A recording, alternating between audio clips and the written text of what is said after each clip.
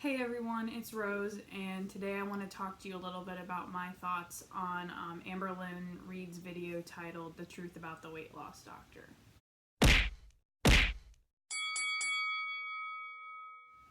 Alright people, so I just want to start off by introducing myself. My name is Rose. I am a licensed physical therapist in the state of Florida. I have a bachelor's degree in exercise science as well as a doctorate in physical therapy.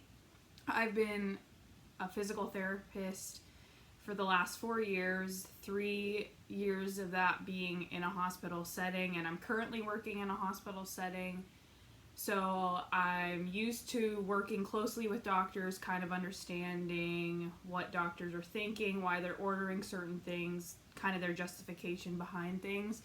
So one of the things that I think is really missing from the Amberlynn Reid reaction kind of community is a medical professional's opinion and input on some of the things that she's doing and saying. So I wanted to make this video. I feel like it's the perfect time now that she's posted about going to the weight loss doctor and now has decided that she's not going to follow his plan. So I have some thoughts and I want to get into those. So one of the first things that she talks about in the video is the high and the newness of the weight loss doctor and how that wore off, and then she really started to think about his plan and what that meant for her. And it seems to be a common theme in all of her videos. As soon as the high and the newness wears off, she's like, oh, I actually have to do work. There isn't some magic pill that I can swallow that all this weight's just going to fall off. And then she gives up. And then, of course, at the end of that whole thing, she has to throw in that she's bipolar. She also talks about putting her health in someone else's hands. And as a medical professional, it's just frustrating to me to hear someone say that. Your health is in your hands, and the doctor is there as a tool to help you with your health and take care of your health. It's not his responsibility to fix your health. It's your responsibility, and you use him as a tool and his thoughts and his ideas and his advice. She also says that he didn't think that surgery was right for her. And this just really got me going, because in her first video about the weight loss doctor, the first thing she says is that he was like, he thinks I need weight loss surgery, or he said that I need weight loss surgery.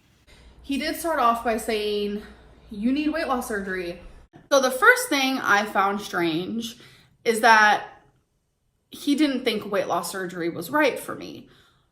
For someone my size, a lot of people my size, they get told that weight loss surgery is right for you.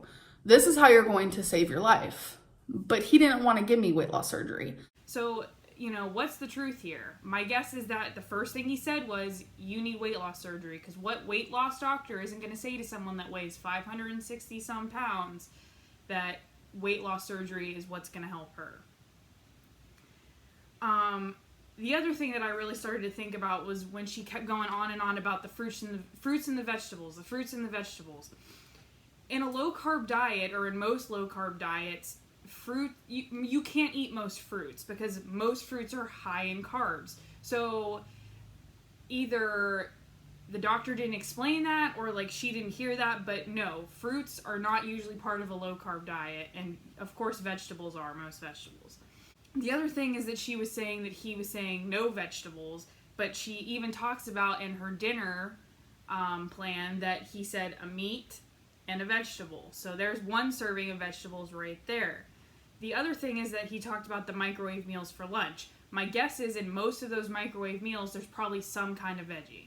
The next thing she talks about is the fact that when she put everything into her MyFitnessPal, which she wasn't supposed to do, that her sodium was greater than 4,000 milligrams for the day. And of course, your sodium is going to be high when you're doing prepackaged meats, processed meats. The bacon that she used was that pre-cooked bacon, so I'm sure the sodium is higher in that than in regular bacon. And the beef jerky, I looked up beef jerky, and in one serving, it was like 500 milligrams of sodium. So if you're really that concerned about your sodium, pick a different snack. He gave you 4 options for a snack. You chose beef jerky, so of course the sodium in beef jerky is ridiculous. So pick the cottage cheese, pick the Greek yogurt. You're going to have a less sodium in those options. Also, she just talked about how it was going to be the same thing every day. She was going to be eating the same thing every day for those 2 weeks. And sure, the general idea was the same idea, but she did have some freedom to change up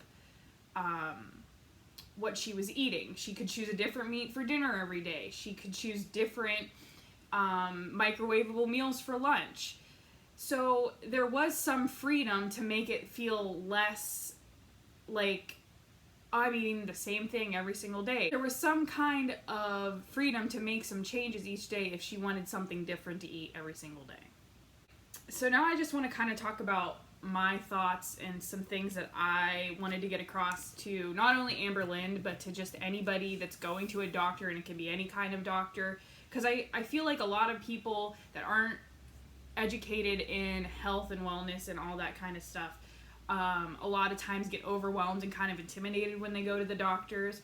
So one thing I always really want to get across to people when I'm working with them is that if there's something that I tell you as a physical therapist, or if there's something that when you go to a doctor and they tell you something, if you're not 100% comfortable with that, or if you have any questions about anything that they say, you have the right to ask them about it. Be like, hey, why are you telling me to do this? It doesn't really make sense to me. And the doctor, if he's a good doctor, should be able to explain his reasoning and why he thinks you should be doing those things.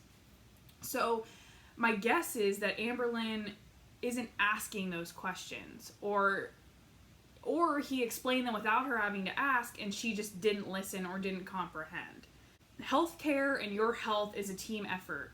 You are the main player in your health, and then your doctors, your therapists, all those people that are involved in the health care field that you're going to are just kind of part of your team, but you are the sole responsibility for taking care of yourself and making sure that the plan that is being set out for you is something that you can do and that you understand it completely.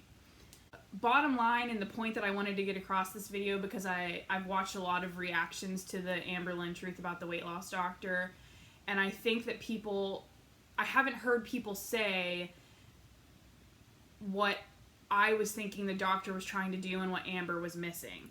What I think is he was trying to do for 2 weeks, because she said, I have to do this for 2 weeks and then I go back and visit him and we kind of discuss how it went. What I think he was trying to do was to see for 2 weeks if she could stick to a plan, stick to a diet, and be disciplined about it. She mentioned in the first video that his plan for her was to lose around 8 pounds a month. So if you break that down, that's about 2 pounds a week. I've learned through being an exercise science major and being a physical therapist and just trying to lose weight on my own, that the healthiest way to lose weight and make it maintainable is to lose around 2 pounds a week. It's a healthy weight to lose, and it's maintainable to lose 2 pounds a week. And that's what he wanted her to do. For someone that weighs 560 some pounds, if it really was 720 calories that she calculated out that she was going to be eating every day for 2 weeks, she would be losing weight way faster than 2 pounds a week. So what I'm guessing is that he just wanted to test her and see if in fact she could stick to a diet that he set out for 2 weeks and lose weight doing it. 720 calories a day for 2 weeks was probably not the plan for the whole entirety of her weight loss journey with this doctor.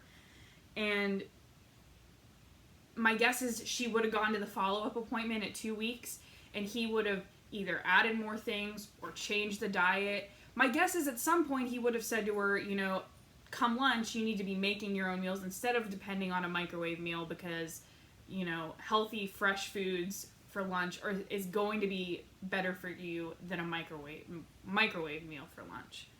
Those are pretty much my thoughts on everything with the Amberlynn Reid weight loss doctor saga that's been happening. I'd like to continue to make some commentary on her channel as well as throw in some other stuff every once in a while. So if you like this video, like it, and I'd love if you would subscribe, throw some comments down below and let me know things that you might want me to talk about since I kind of have a little different perspective being involved in the medical field and things like that. Thank you all for watching, and I'll see you next time.